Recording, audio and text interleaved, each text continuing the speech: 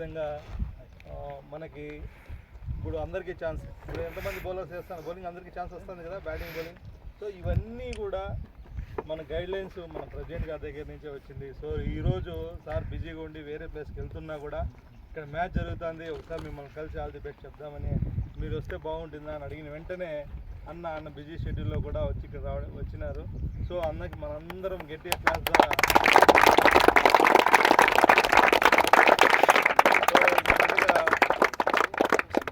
విష్ణుని మాట్లాడుతుంది, ఇన్స్పెక్టర్ విష్ణుని మాట్లాడుతుంది.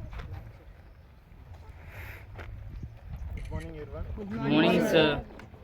ఈ 14 సెషన్స్లో ఇంతమందికి ఛాన్స్ ఇచ్చడానికి అవకాశం ఇచ్చినందుకు విజయ్ సార్కి థ్యాంక్స్ చెప్తూ,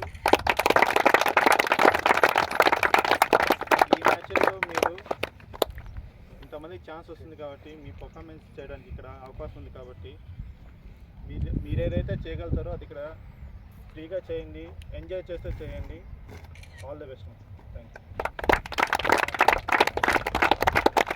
సో ఇప్పుడు మన ప్రెసిడెంట్ విజయ్ కుమార్ సార్ గారు మాట్లాడారు. హాయ్ హీరోస్, అందరూ ఛాన్స్ని యూజ్ చేసుకోండి, ఆపర్చునిటీస్ యూజ్ చేసుకోండి.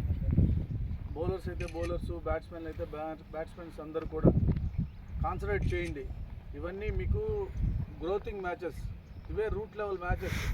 ఇక్కడ కానీ మీరు రిలాక్స్గా ఏదో మనం వచ్చాము అని ఎంటర్టైన్మెంట్ లాగా ఏదో సరదాగా ఆడుకున్నారంటే ఇక్కడే ఆగిపోతారు. మీతో పాటు ఉన్నవాళ్ళు ముందుకెళ్తారు.